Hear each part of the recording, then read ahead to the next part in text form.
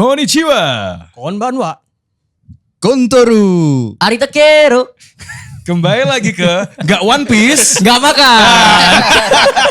Lagi-lagi nih udah 2 minggu ya serialnya keluar, masih kita bahas jadi topik dulu. Cuman hari ini edisi spesial Otaku Box. Ketemu teman kita. Iya, teman sinefil kita. Sinebro kita nih. Si paling Gini, sinepil. saingannya itu apa Watchmen ID. Iya. Oh, Sinemuak. Habis nonton film. Si paling. Ada siapa ya? Kenalin dong. Ada teman-teman dari Showbox nih Bang. Wih. Ada Apa Krisna kabarnya? dan juga Bang Rengga. Akhirnya mukanya kelihatan ya? Akhirnya mulai kelihatan. Audio doang ya? Audio. Saya tuh Suara doang. Saya tuh sempet jagain rekaman Showbox kan. Itu pun di Zoom-nya tidak kelihatan mukanya. Jadi saya kadang-kadang tidak tahu. Iya. Baru ngeliat secara langsung tuh hari ini. Ya, jadi mulai sekarang nih mudah-mudahan lebih sering nongol di video. Betul. Dan kan kalau debat soal film kan lebih toksik kan. Waduh. Langsung kita harus buat ekspresi Kami mukanya. dewasa sih. Wis. Kami tidak mencaci maki. Tidak ada yang baik, Kami tidak ada yang buruk objektif. ya. Iya, tapi pukul-pukulan di luar. Semua masalah ekspektasi. Oke, anyway, ini topiknya apa Bekar ini? Hari ini kita ngomongin sebenarnya beririsan dengan One Piece live action juga Bang. Aduh. Tapi karena kita membawa sinefil yang pengetahuan filmnya melebihi kita semua Bang. Deep. Kalau saya kan tahunya kan perculturannya cuma Jepangan aja nih. Iya. Ya kan nggak valid kalau kita Ya. mau ngomongin live action as a whole gitu. Oh, as a whole tuh gimana? As a whole jadi kita mau ngomongin One Piece ini kan katanya nih di internet. Ah. Kalau kata Bung Rin, para fans-fans yang memakan kopium itu Waduh, jahat mengatakan sekali. One Piece live action ini telah merusak atau mengalahkan kutukan live action anime yang flop terus. Oke. Gitu. Kayak misalkan kalau Netflix kemarin kan ada adaptasi live action Cowboy Bebop flop. Gitu Oke.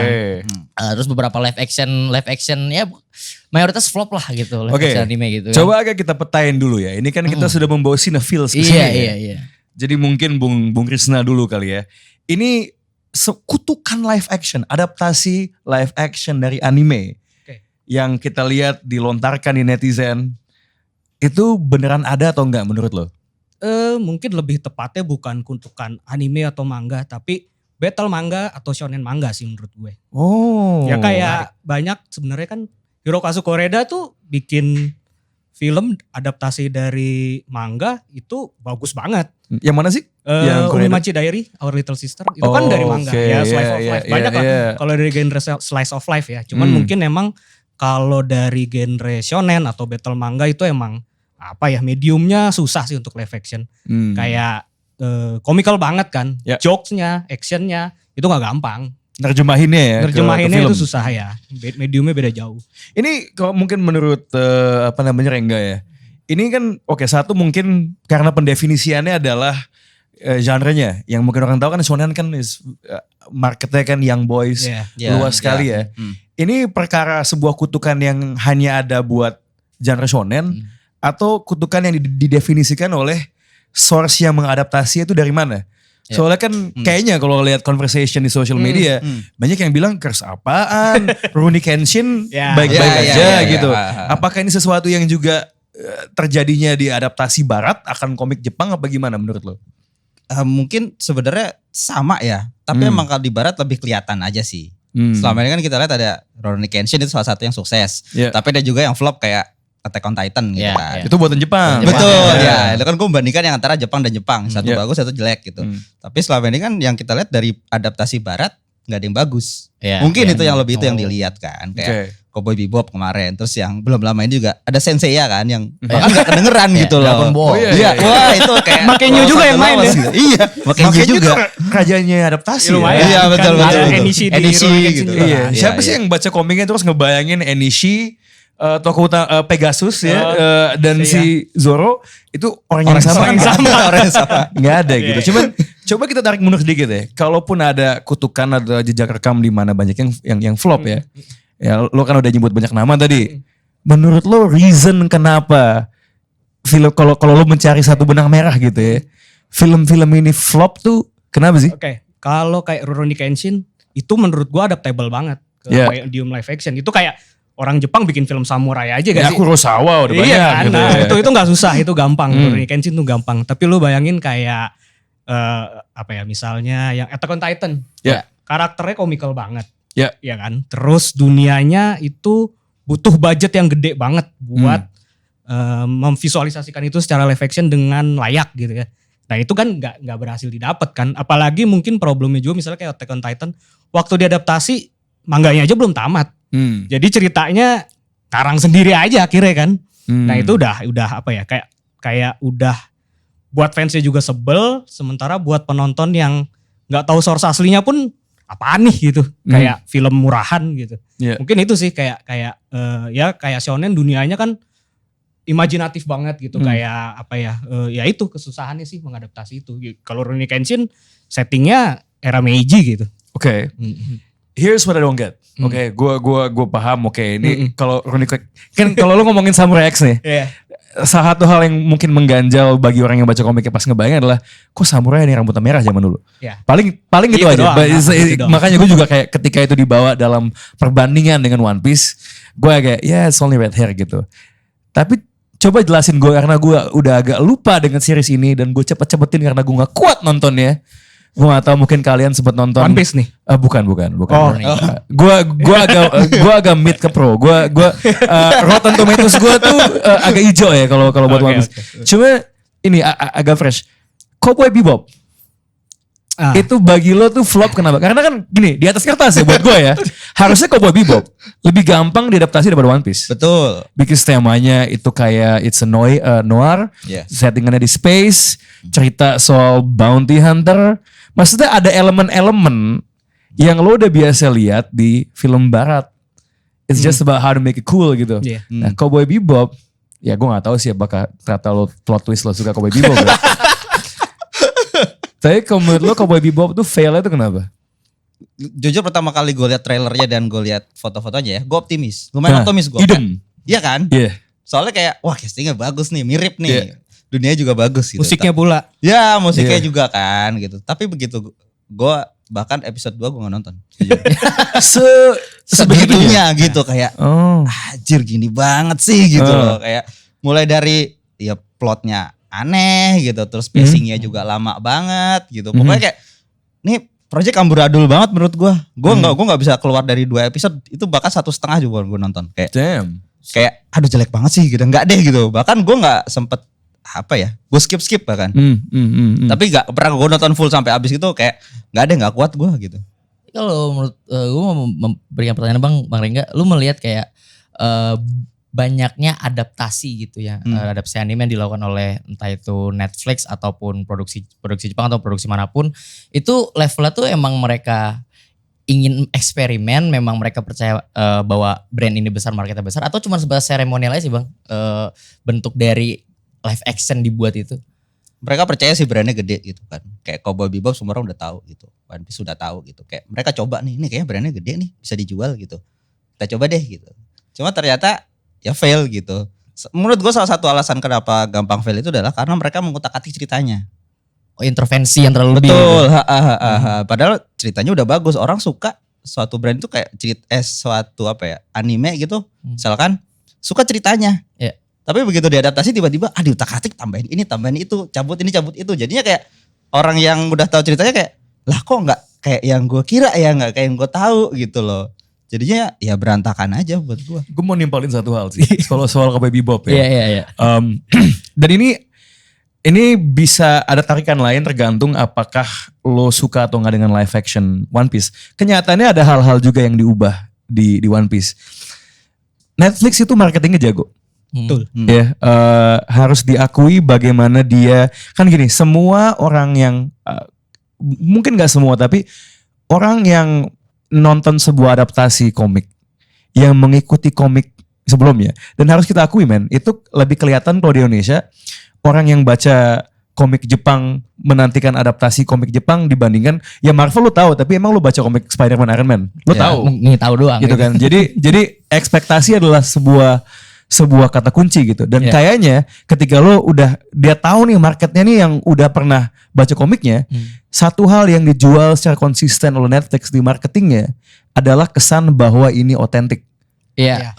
Tanpa kita tahu produknya, kemasannya selalu bicara otentik. Ya. Selalu ngomongin persetujuan dari Eiichiro Oda. Yes, kalau One Piece ada restu jual, ada restu, Inaki Godoy ketemu Oda gitu, sampai nangis lihat kan ini dia beneran fans. Padahal gitu, emang gitu. Oda nggak sibuk apa dia lagi ngerjain final arc Wano Climax gitu. Iya, bisa aja kan kayak Cuman supervisi aja gue rasa. James Gunn aja bilang film Flash bagus gitu kan. Kita nggak tahu kan itu dealingnya kayak apa. Tapi persoalan otentisitas itu kan yang gue lihat itu betul-betul obvious ketika kita melihat kultur Jepang, produk pop kultur Jepang gitu. Yang ingin gue pertanyakan adalah, mumpung ada Bang Rega dan Bang Kristian di sini, situasi friksi itu juga terjadi nggak sih di level komik-komik barat gitu kayak Marvel atau DC? Sebelum gue kesana ya, the point I was trying to make sebenarnya nyambungin poinnya Rengga tadi. Sebenarnya nih, lu bayangin ya, tadi kan poinnya adalah soal bagaimana ceritanya terlalu diubah-ubah kan. So dia jualan kemasannya ini adalah otentisitas waktu Cowboy Bebop. Musiknya sama, semua sama, dunianya mirip. And then ketika lo udah dijejali dengan marketing kayak gitu, ya, begitu produknya keluar, Iya benar, persis. That's the problem sebenarnya, gitu loh. Jadi kayak, kok kayak gini? Dan ini satu hal sebelum mungkin lanjut ke poin lo nanti satu hal yang gue gak ngerti banget. Gini, Cowboy Bebop ekspektasi kita tuh actionnya is cool. Yes. Cool because lo sering denger itu sebagai referensi buat film-film action. Betul. It's slick, musiknya jazz gitu kan. Satu, koreonya kok begitu. Kedua, yang gue gak pernah ngerti adalah kok banyak banget Dutch angle di dalam Cowboy Bebop. Dutch angle tuh kamera miring. Biasanya itu dipakai untuk memperlihatkan bahwa tokohnya tuh kondisi psikologisnya lagi agak miring. Nggak ada alasannya. Setiap lewat tiba Spike Seagull gitu, kameranya miring gitu. Miring kenapa? Cuma kalau lo lihat satu film yang gue gak ngerti kenapa juga banyak miring, adaptasi komik juga. Lo lihat Thor yang pertama deh. Thor yang pertama banyak banget Dutch angle. Jadi emang menurut gue just buat nambahin soal Bebop ya. Selain cerita yang diganti-ganti, emang eksekusinya jelek. Iya itu setnya kayak lu di studio banget. Iya. Padahal itu kan dunianya keren kan ya. Iya. Kan kayak post apokaliptik udah di luar gitu Luar kan. angkasa gitu kan. Pesawatnya keren. Malah itu kayak syuting di studio. Lebih susah One Piece kan. One Piece tuh kayak imajinasinya tanpa batas itu. Dan One Piece gini, Cowboy Bebop tuh at least lo walaupun musiknya jazz ya, teknologinya tuh kelihatan kayak satu zaman. Kalau One Piece kan ada orang naik kapal, ada layar, ya, ada telepon siput gitu kan kayak ini ada listrik atau enggak sih? Tapi ada TV kayak sebenarnya One Piece tuh kayak bubur ayam diaduk tau gak lo? Nah itu kayak tadi ngomongin Bebop, ngomongin angle, itu menurut gue juga trik dari si pembuatnya buat nutupin apa ya? Dia tahu ada kekurangan di setnya apa segala macam. Pengalihan. Jadi dia berusaha kayak isu. Wah, kayak keren nih kalau dibikin stylish nih kan Cowboy Bebop terkenal dengan stylish gitu. Jadi jelek. Gitu. Karena gue merasa yang bikin tuh kayaknya lu kurang ngulik deh. Iya. Kurang nyari tahu deh Cowboy Bebop gitu. Lo bisa ngerasain yang bikin Cowboy Bebop tuh kayak jangan-jangan dia lihat animenya cuma dia fast forward. Iya, dia cuma nonton, at least cuma nonton sekali udah gitu. Jangan-jangan dia cuma lihat kompilasi highlight man. Bisa jadi. Lo tau gak sih kalau di YouTube misalnya kan banyak banget ya mungkin lo ngeliat karena ini banyak konten film di beginiin ya. Banyak kayak review kesimpulan film ini ringkasan. Nah mungkin yang bikin Cowboy Bebop itu kayak gitu. Dia males buat nonton. Gue liat aja deh upload si paling apa dari Indonesia gitu. Jadilah adaptasi gitu. Anyway Epic tadi lo mau nanya apa? Iya tadi terkait friksi ekspektasi kan kalau tadi kan terkait penggemar pop kultur Jepang itu memang banyak ekspektasinya bahwa otentisitas cerita di manganya mungkin ya setidaknya dimiripin lah kalau mau live action gitu. Jangan sampai menghilangkan ciri khas yang ada di manga gitu. Nah kalau di komik barat semacam mungkin kayak Marvel atau DC itu friksi itu ada juga gak sih Bang? Atau ya sebenarnya mereka gak terlalu mempermasalahkan gitu. Mungkin ini sih sebenarnya Rengga yang lebih menguasai kalau soal komik Amerika ya. Tapi mungkin gue mau membuka dikit. Mungkin perbedaannya ketika lu mengadaptasi contohnya Marvel atau DC. Itu komiknya ceritanya versinya banyak banget. Dan lu kayak Marvel dia udah menciptakan namanya Marvel Cinematic Universe ya. Udah ini universe sinematik. Jadi sampai sekarang udah multiverse mainnya. Iya. Maksud gue dia cuma ngambil karakternya, dia bebas mengadaptasi ceritanya. Toh komiknya aja versinya banyak gitu. Itu nggak ada di manga. Manga ceritanya cuma satu. Udah, ya gue mau nambahin dikit. Boleh. Jadi emang semua, because I like talking about comics juga karena komik di Amerika tuh kebanyakan tuh tokoh-tokoh yang udah diwariskan dari dulu. Jadi udah berulang kali ada interpretasi yang berbeda, sampai ganti gender, ganti kulit. Yeah. It's because tokoh-tokoh ini tuh udah ada dari zaman dulu gitu. Kalaupun ada komik yang di Amerika yang bisa lo samain sama komik Jepang, itu masuknya ke creator own comics. Labelnya biasanya Image Comics yang suka bikin tuh. Yang jelas bukan Marvel DC gitu. Jadi orang tuh di benaknya tuh bukan punya ekspektasi atau stereotipe soal sebuah jalan cerita tertentu, tapi sebuah arketip. Jadi memang jadinya ketika komik barat diadaptasi, yang dilihat tuh sebenarnya adalah esensi dari karakter. Semua adaptasi menurut gue sih yang paling penting esensi ya. Tapi mungkin lebih mudah bagi penonton untuk fokusnya ke esensi tokohnya ketimbang jalan cerita A ke B ke C, karena udah banyak banget versinya. Dan kembali lagi ke tadi kita ngomongin audiens di sini aja kan. Ya gini deh, gue tuh suka sebel sebenarnya ya. Mungkin Bung Rengga nih sering ketemu, pasti ada kan kayak temen lo nih ngomongin komik Jepang sama Amerika gitu. Lo suka komik apa? Gue suka komik Jepang. Lo gak baca komik Amerika? Oh enggak, karena gue lebih suka komik Jepang ceritanya. And then sebenarnya lo tau, dia gak pernah baca komik Amerika. Ngapain juga kan saya. Maaf itu benar. Pet tips aja gue keluarin gitu. Anyway, kalau poin lo gimana men kalau soal ini? Benar sih, gue setuju sama poin lo tadi. Archetype ya. Kalau komik Amerika kan Spider-Man aja udah banyak banget. Kita bisa lihat di itu tuh Spider-Verse kan. Segitu banyaknya gitu, ambil satu aja jadiin cerita gitu kan. Terus kayak misalkan Superman gitu. Archetype-nya Superman ya udah badannya gede, baik hati, udah gitu. Bagaimanapun versinya ya itu Superman gitu. Beda sama komik Jepang. Komik Jepang ya beneran satu. Luffy ya Luffy aja, nggak ada versi Luffy versi universe ABCD nggak ada gitu. Jadi kita kita punya ekspektasi Luffy ya kayak gitu. Gak ada Luffy yang aneh-aneh gitu. Tapi itu poin yang menarik ya. Karena jadinya kita bisa mengkomparasi diskursus soal perubahan-perubahan dalam adaptasi. Iya. Ya karena gini loh. Sekarang kita lihat banyak banget diskurs soal gender ini diganti, ras ini diganti, apakah ini woke agenda? Gitu kan. Woke ideology. It's just a story kan. Kalaupun diubah ya tinggal dilihat nantinya works atau enggak, ada esensi yang kurang atau enggak. Tapi gini deh, itu aja untuk arketipe barat. Itu kan sering banget kejadian kan. Lo pada notice gak sih pas One Piece banyak banget yang sebel, kok Nojiko misalnya. Lo selama baca komik One Piece lo gak pernah peduli sama warna Nojiko. Tiba-tiba kok beda sih? Kok beda dengan gitu. Tanggapan lo gimana men? Soal dalam konteks adaptasi nih. Kan beberapa perubahan alterasi ini udah ada nih. Nah, tanggapan lo soal ini dan diskursusnya di Twitter gimana men? Tentang Nojiko. Gila loh, who cares about Nojiko men? Nobody.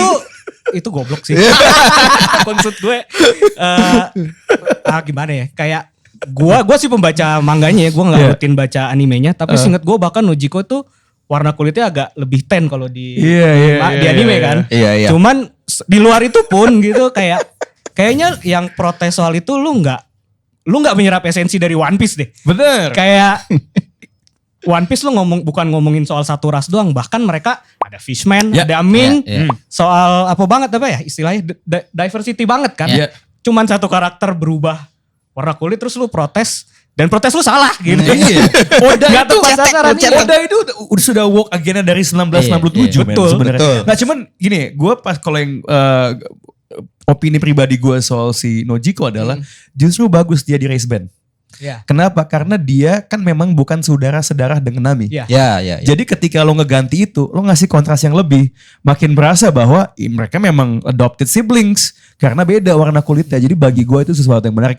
Kalau menurut lo gimana men? Sama, gue setuju sebenarnya. Kayak pendapat-pendapat itu pas gue baca kayak apa sih nih anjing cetek banget sih lu gitu kan. Ya tapi sangat multi ras banget, beragam ya, seperti dari Fishman gitu, mulai dari naga langit segala macam gitu. Dari Bito ya? Iya dari Bito gitu. Kalau naga langit. Baca Alex banget ya. Tiba-tiba aku jadi bener langit.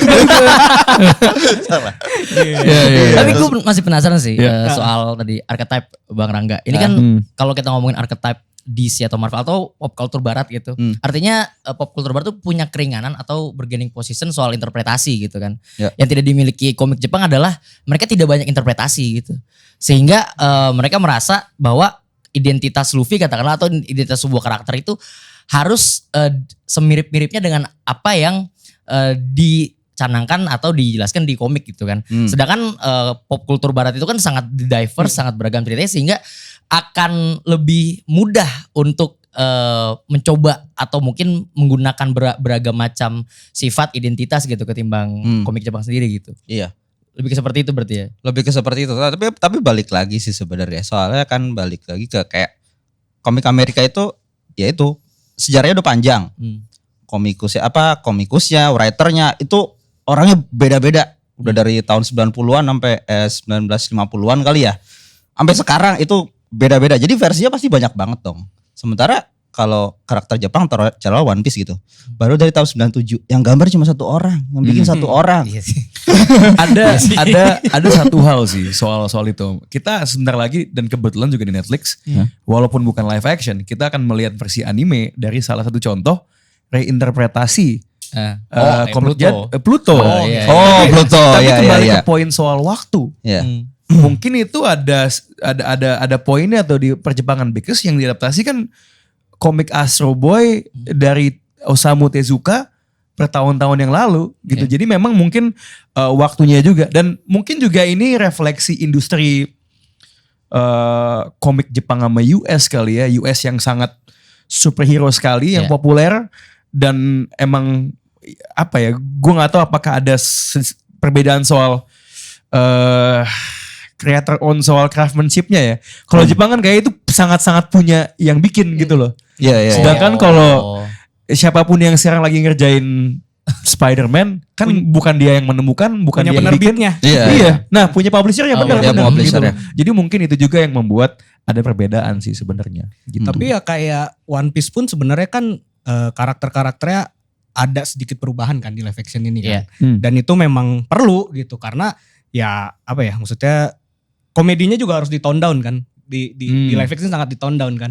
Ya itu memang kebutuhan perbedaan medium juga sih menurut gua. Nah, let's talk about ini live action One Piece deh. Okay. Kembali lagi ke One Piece.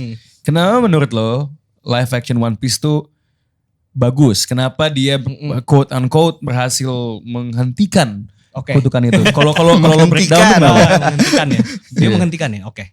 Mungkin ketika ngomongin live action One Piece gua harus menjadi dua orang. Gua sebagai pembaca dan gua berusaha menempatkan posisi sebagai yang nggak tahu materi aslinya. Ketika gua melihat live action One Piece sebagai pembaca rutin, ya ada beberapa perubahan karakter yang gua kurang serak gitu ya. Tapi ketika gua ngebayangin ini cerita gua nonton dengan kondisi gua sama sekali buta, sama sekali awam, gua nggak ngerti siapa Luffy, siapa Garp, siapa Zoro, itu works karena alurnya enak.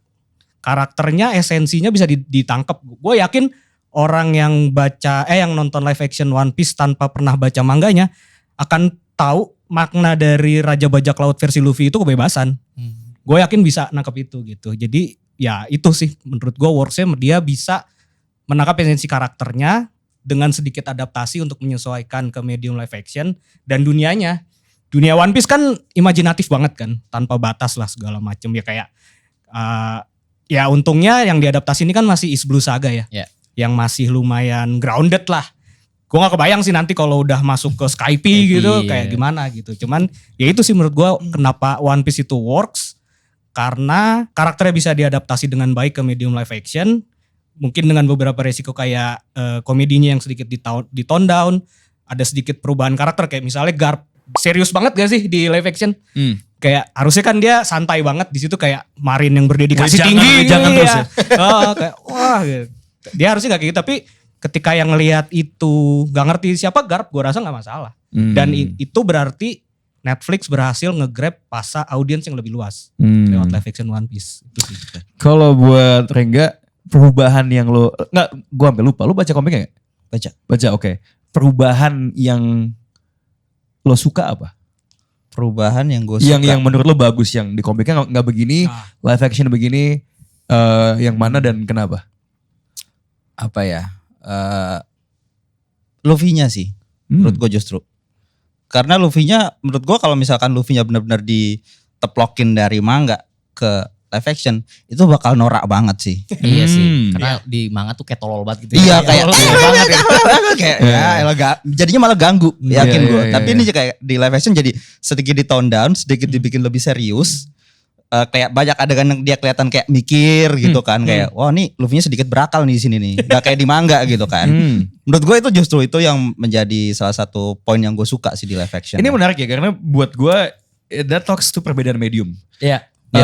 Gue sebenarnya nggak setuju dengan statement ini, tapi ada kesan bahwa komedi slapstick itu lebih rendah lah dibandingin komedi yang lebih pintar. Gue jujur sebenarnya nggak sepakat. I mean, come on, Stephen Chow is brilliant gitu kan. Iya. Cuman kayaknya komedi yang bodor gitu memang works di komik. Iya. Karena itu jadi kayak mecah lo pas lagi baca. I mean, komik Jepang dengan segala macam ekspresi liar cibinya. Di komik itu lucu.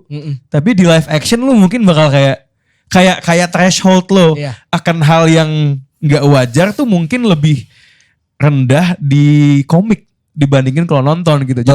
Jadi gue tuh lebih gue bisa memaklumi itu juga.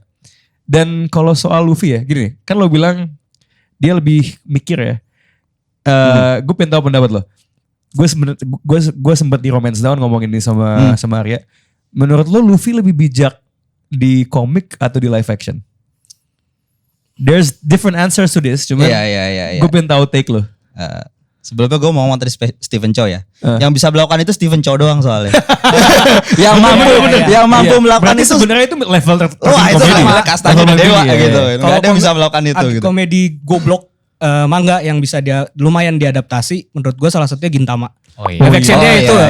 Cuman ada masalah ketika jokes kayak gitu dalam bentuk format live action itu cuman disukai sama orang Jepang. Lokal ya. Lokal. Karena ketika itu ke global itu banyak yang nggak nyambung. Jadi cringe malah. Itu makanya. Makanya ya One Piece ya kebetulan juga karakternya diverse jadi lebih gampang lah gitu. Oke. Kembali ke Luffy tadi. Ke Luffy. IQ-nya Luffy lebih tinggi di live action atau di komik? Di live action sih sebenarnya. Kalau di komik itu sebenarnya apa ya? Luffy itu bertumbuhnya kelihatan banget kalau di manga buat gue ya. Oke. Kelihatan. Awalnya dia emang cuawaan gitu. Lama-lama dia dewasa. Tapi dewasanya nggak kelihatan. Tapi kelihatan dari ininya dia tindakannya. Buat gue nggak secara verbal ya. Tapi kelihatan tindakannya. Kalau di live action kelihatan secara verbal kadang kan. Diliatin kasih ngomong bla bla bla dia mikir bla bla bla. Tapi kalau di manga lebih ke tindakan. Oke. Gue sih ngeliatnya kayak gitu. Mungkin menurut gue nggak susah dibandingin. Lu kayak nanya mana yang lebih bijak di live action atau di manga. Masih jauh soalnya. Karena ini baru nyampe East Blue Saga. Sementara Luffy yang kita lebih familiar itu udah ngebebasin banyak negara dari tiran. Ini kayak kita lagi ngebandingin dua anak balita. Soalnya mungkin sudut pandang lain ya. Karena kayaknya konsensus di social media adalah nih Luffy-nya kurang goblok nih kalau di live action gitu ya.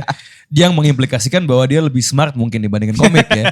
Cuman mungkin an alternative thought ya kalau dari gue adalah dia lebih bijak di komik sebenarnya. Di saat yang sama buat gue. Because ada yang sama di fase yang sama. Ada cuman memang dia lebih banyak ngomong aja kalau di live action gitu. Karena kalau kita lihat beberapa adegan di komik, misalnya bagaimana dia misah dengan Kobe, cara dia mendukung Kobe buat jadi Marine. Kalau di komik itu lebih subtle. Dia kayak ada akal bulusnya. Cuma mungkin era di komik kayak lo bilang tadi kan slapstick nih. Jadi bodornya ada, tapi ketika dia jadi pinter, yang lo inget tuh bodornya gitu loh. Gue agak lupa dia pura-pura berantem ya. Kayaknya kalau di live action dia nggak punya akal bulus itu sebenarnya gitu loh. Cuman kayak ya udah kita ketemu lagi jadi musuh sesimpel itu sejetek itulah gitu. Dan ada satu momen sebenarnya pas di Barati kalau buat gue. Kalau lo ingat di komik di Barati ada satu momen dia lagi berantem nih kalau nggak salah sama Don Krieg. Terus si Zeff bilang lihat dia sudah bisa bertindak kayak kapten dengan keberanian. Kalau di live action dia justru galau, anjing gue nggak bisa bikin keputusan nih. Itu justru ya kalau di live action enggak situasinya tuh pas di Barati. Jadi pas si Zoro lagi KO ya sekarat habis lawan Mihawk. si Luffy gampang, aduh ini Oh, gimana? oke ya. Justru Zeff yang bilang ke dia, lo harus belajar bikin make a Mesti decision. diarahin gitu. Iya. Kalau di komik dia udah bisa ngelakuin Iya. itu. Jadi bagi gue dia sedikit udah lebih kebentuk ya sebenarnya di komik. Cuman mungkin karena proses pembentukannya untuk hal itu nggak dikasih lihat, kesan yang muncul adalah dia tuh lebih bodor. Iya, Tapi menurut gue kedua point of view-nya valid sih. Tinggal masalah interpretasinya aja sih. Gue baca itu 20 tahun yang lalu lagi. Iya sih, sulit. Enggak. Tapi granted gue kemarin ini take otak Baca box, ulang. baca ulang. Makanya iya. Gua lihat. Jadi gue udah bacontekan makanya.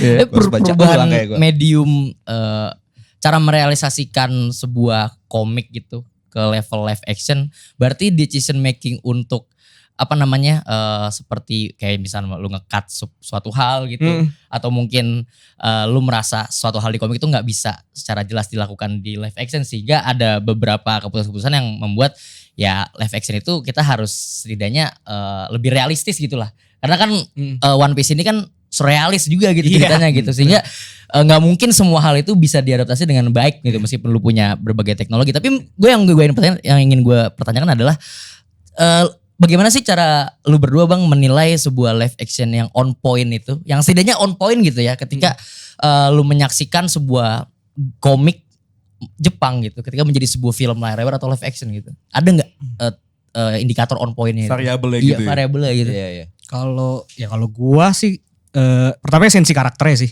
kayak tadi lu udah bahas juga ya. Itu dulu sih. Nah, itu yang menurut gua lumayan bisa ditampilin si One Piece. Karena ya nggak semuanya ya, tapi kayak ya itu kayak ketika ngomongin Luffy di sini gua bisa nangkep dia udah punya dia kan punya pendapat Raja Bajak Laut itu orang terbebas di dunia gitu. Iya. Nah, itu bisa kelihatan menurut gua. Yeah. Dan itu yang berhasil di situ. Kedua, mungkin dunianya, karena gue bisa ngebayangin di One Piece live action ini, gue udah bisa ngebayangin kalau ini dunianya bakal luas banget. Setelah ngelewatin Grand Line masih banyak hal, masih banyak karakter, kan banyak curang juga, banyak name drop kan di live action kan, kayak nyebut Jinbe apa segala macem. Tapi gue udah bisa ngebayangin ini dunia luas. Jadi menurut gue esensi karakter dan dunianya aja sih. Esensi karakter dan world building sebenarnya gitu ya. Kalau Marenga gimana? Lebih ke storyline sih kalau gue. Karakter iya pasti. Tapi Oke. kayak jalan cerita utamanya nih nggak diutak-atik gitu loh. Itu sebenarnya problem terbesar gua buat adaptasi ke live action sebenarnya. Banyak banget yang sebenarnya cerita dari game juga sebenarnya. Banyak game yang sebenarnya bagus dan ceritanya bagus, tapi dijadiin live action tiba-tiba dirombak semua jadi amburadul gitu. Jadi kalau misalkan ceritanya bagus, ya udah pakai aja gitu. Lo tambahin boleh, kurangin dikit boleh, tapi jangan semuanya diobrak-abrik gitu. Makanya menurut gue live action Rurouni Kenshin tuh gak sebagus itu. Karena kayak gue gak tahu itu kayaknya pas bikin film pertama mereka belum punya visi buat ngelanjutin. Jadi mereka masukin Jine di arc yang harusnya musuhnya Aoshi. Ya kan? Terus ketika film kedua mereka mau ngenalin Aoshi, terus Aoshi punya kemarahan sama Kenshin, lu marah kenapa gitu kan? Sementara gak ada kejadian kayak di cerita aslinya anak buahnya tuh mati gara-gara Kenshin secara gak langsung gitu. Gue Itu, jujur ya, yang satu tuh gue agak lupa. Itu yang dipuji kan. Gue mau nimpalin dikit men. Kedua sama ketiga tuh bapuk lagi sebenarnya. Iya emang. Tambahin Fungsinya aja yang bagus men. Gitu. Jadi Bakar. ya orang mungkin apa ya, mungkin pembela Rurouni Kenshin yang kopium sebenarnya. Iya betul. Atau mungkin bang sebelumnya disajikan live action gembel sebenarnya jelek. Jadi ketika dikasih Rurouni Kenshin, wah akhirnya ada yang bagus. Bagus ya. Biasa dikasih beras aki, begitu dapat nasi putih. Biasa wow, Rajo enak Lele sekali. makan nasi Jepang ya. Beras sumo ini tidak main-main. Apologis juga mungkin itu. Apologis. Sudah Enggak, tapi gini ya, tadi kan udah ngomong soal esensi storyline nih. Ini sebenarnya jawaban diplomatisnya adalah a bit of both ya. Cuman ketika lu mengadaptasi, berarti kan selain lo memilah cerita, lo juga nge-cast orang. Jadi sebuah tokoh yang tadinya 2D menjadi 3 dimensi dan ada degup jantungnya gitu. Nah, gue pengen tahu kalau disuruh milih satu nih dalam melindungi esensi itu, lebih penting skrip atau casting? Script. Masih script ya? Script. Oke. Lu gimana? Sama sih script. Oke. Tapi buat One Piece ini gue jujur 100% mendukung castingnya. Casting directornya. Menurut gue bagus banget castingnya. Makin you ganteng banget. Tapi dia kurang Zoro sebenarnya menurut gue. Tapi ya kalau Zoro sebenarnya castingnya bagus. Tapi menurut gue pengkarakterannya rada kurang. Dia versi radikal dari Radikal Zoro ya. sebenarnya. Iya, Dia jadi betul. one Versi one cool note gitu. ya. Iya. Versi Sasuke itu. Terlalu si cool. dingin Kurang ya. konyol ya, kurang Terlalu konyol. dingin iya ya. Padahal kalau Zoro di nggak gitu. Nggak selalu begitu Nggak gitu. gitu, Dia iya, asik iya, juga iya. kadang-kadang. Dia bisa ketawa. Iya, Sangat iya. interaktif. Bisa Senyum, fun temen-temennya. sebenarnya. Iya. Ini kita bisa bilang berarti Makenyu nih beauty privilege ya Beauty sebenarnya. privilege. Iya, iya. Ya itu ketika lu nanya tadi kenapa gue jawab gue lebih mendingin skrip karena makanya secara cast mirip banget sama Iya, Zoro. iya. Cuman ya secara skrip Oke. kurang Zoro. Oke. Counterpoint gue adalah gue akan bilang casting sebenarnya. Oke. Simply because kalau skripnya mediocre tapi castingnya tepat, menurut gue tuh masih bisa dijual sebenarnya. Kayak makanya. Iya. Iya. No, everybody else sebenarnya. Inaki Godoy Makenyu juga obviously. iya. Semuanya menurut lu gitu. Ya paling yang gue udah ngomongin di podcast yang yang bagi gue kurang dapat, tapi menurut gue ini ini poin lo sih, jadi lebih ke skrip ya sebenarnya. Si Usopp sebenarnya. Oh iya, Fair iya, point, iya. fair point. Iya, iya, Oke. Gue mau nanya deh. Ini kan tujuan One Piece live action nih digembor-gemborkannya untuk meraih wider audience Iya. gitu. Iya. Gue nggak tahu apakah semua live action itu punya alasan yang repetisi juga sama juga atau enggak gitu ya.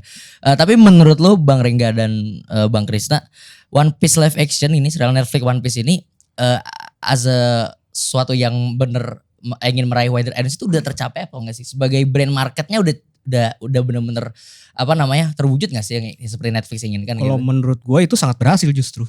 Karena ya Netflix sangat accessible pertama. Kayak lu gampang mau nonton One Piece ini kayak sementara ketika mungkin ada adaptasi manga kayak misalnya dulu Gintama gitu. Itu kan masuk ke Indonesianya pertama mungkin agak telat terus dapat layarnya nggak banyak. Iya. Sementara ini di Netflix semua orang bisa nonton gitu.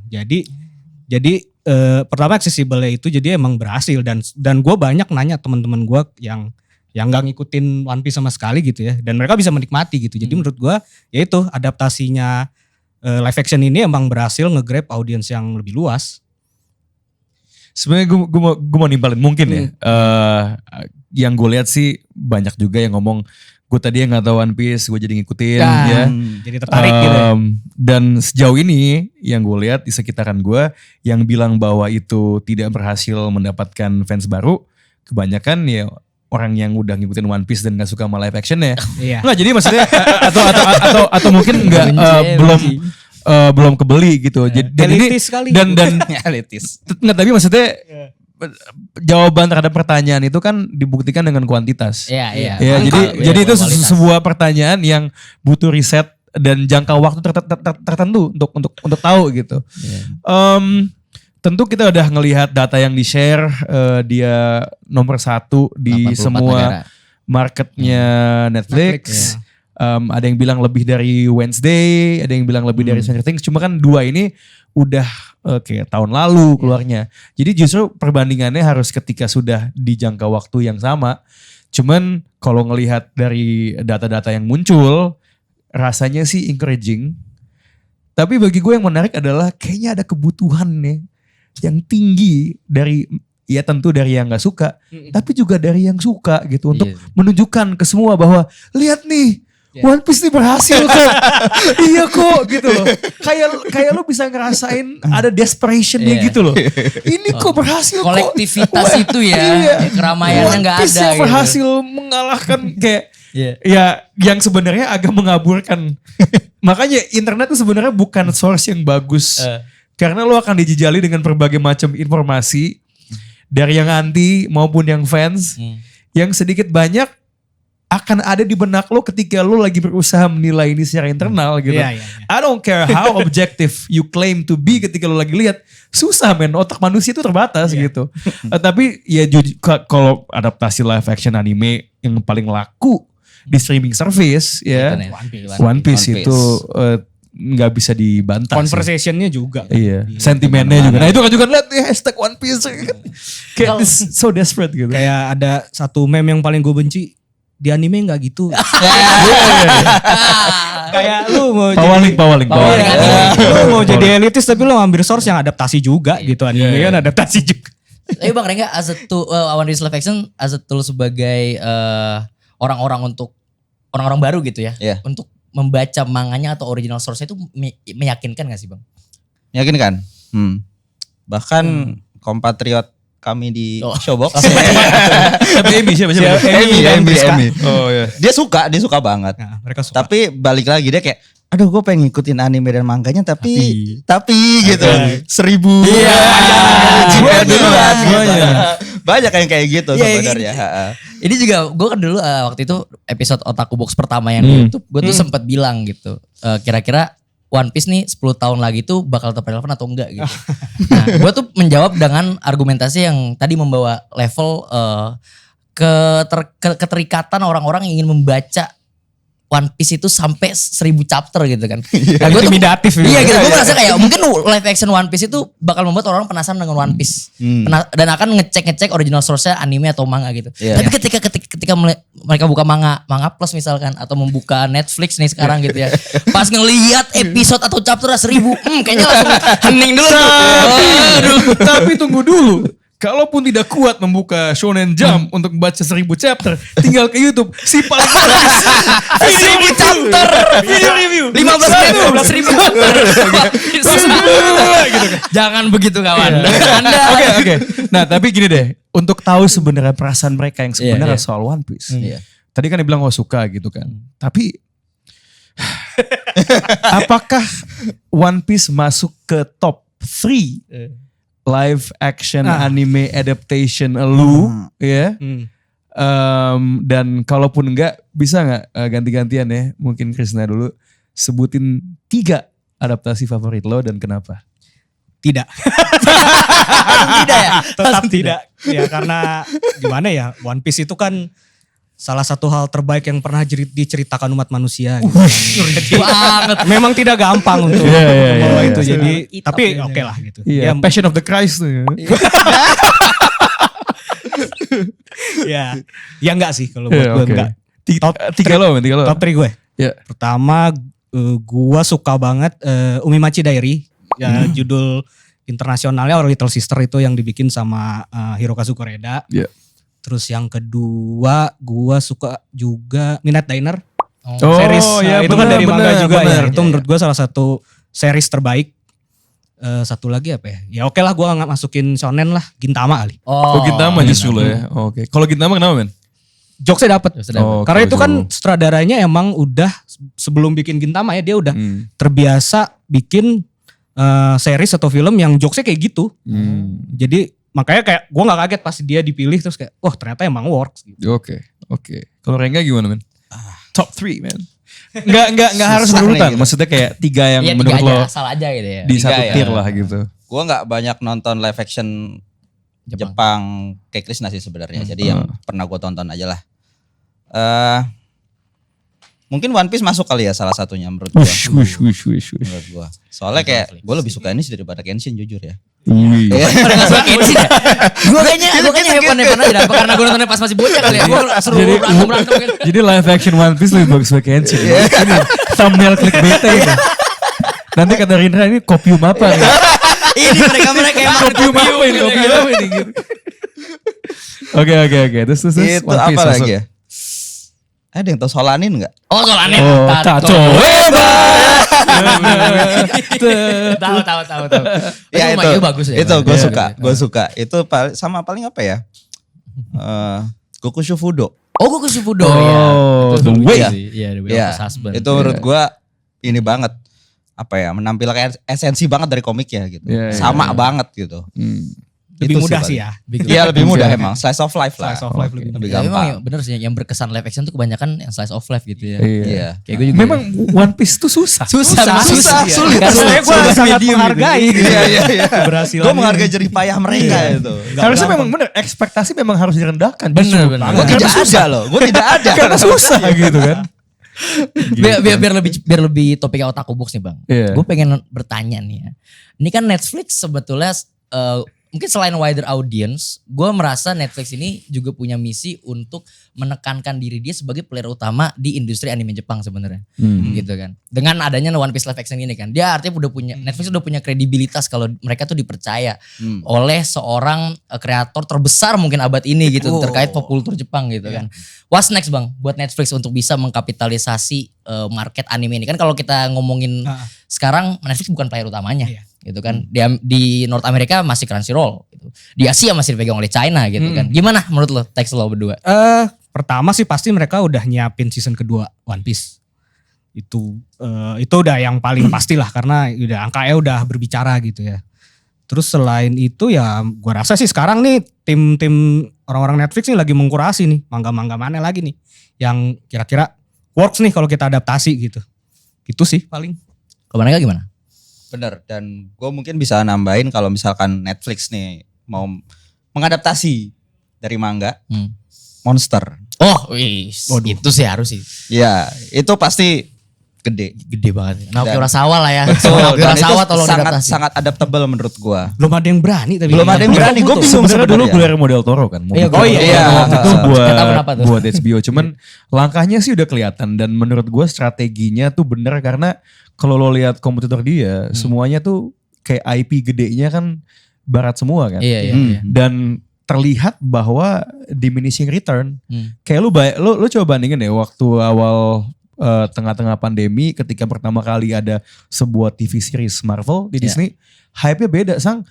Secret Invasion tuh gue nggak terlalu hype. Enggak, maksudnya kayak kayak gue coba gue skip aja gitu loh. Maksudnya terlepas dari bentukan atau kualitasnya atau apa, excitementnya beda gitu loh. Dan it's a good tactic karena ya kalau mau ngomongin dari materi yang diadaptasi aja, One Piece tuh komik paling laku di dunia gitu loh. Iya. Jadi selain lo dapat volume dan lo dapat separasi gitu. Dan ya ini kalau One Piece laku sih yang gatel paling si Bob Iger sebenarnya. Udah dia lagi nggak mau ngebayar aktor, dia mahalin Disney Plus gitu dan ratingnya tidak sebegitunya dibandingin pencapaian One Piece. So kelihatan lah kayaknya Netflix akan bisa mendapatkan One Piece gitu loh. Bisa dapat One Piece. Sebagai ini ya streaming terbebas. Perlu adaptasi live action lain nggak Netflix? Atau cukup beli lisensi anime sebanyak-banyaknya gitu? Kalau untuk salah satunya untuk bisa mengkapitalisasi market anime gitu. Kalau mereka bisa ngerjain adaptasinya kayak One Piece sih menurut gua kenapa enggak sih? Itu bisa nge-grab audience lebih luas yang akhirnya akan lari buat nyari tahu source aslinya, entah manga entah anime. Jadi menurut gua nggak masalah sih. Sebenarnya sih menurut gue dia akan ngelakuin dua-duanya. Ya ini tinggal lihat mana yang lebih menentukan. Iya sih. Cuma ini satu pertanyaan yang mau gue lempar ya. Menurut lo One Piece at this moment, One Piece lagi Netflix at this moment, lebih sukses bikin adaptasi live action anime atau bikin anime? Bikin anime. Berarti kan lo lagi bandingin sama Record of Ragnarok. Maksudnya banyak yang jelek juga ya. Iya. Ya beda kan budgetnya juga beda. Iya. Ya tergantung title-nya kali ya. Balik lagi. Kembali ke cerita. Kembali ke cerita. Kalau ngabisin duit 30 miliar dolar, 30 juta ya? 30 juta dolar ya? Per episode tuh 18 per episode ya kan? Kalau gak salah. Kali 8 berarti kan. Puluhan anime tuh. Iya makanya. Tapi ya 150 juta itu sebenarnya on par dengan kalau film Hollywood ya. Itu on par dengan Dune gitu-gitu sebenarnya. Oppenheimer 100. Iya, Oppenheimer gitu kan. Tapi Dune lebih lah. Dune kayak lebih. Nah, Dune lebih. Nah, tapi Dune itu harganya tidak semahal yang hasilnya.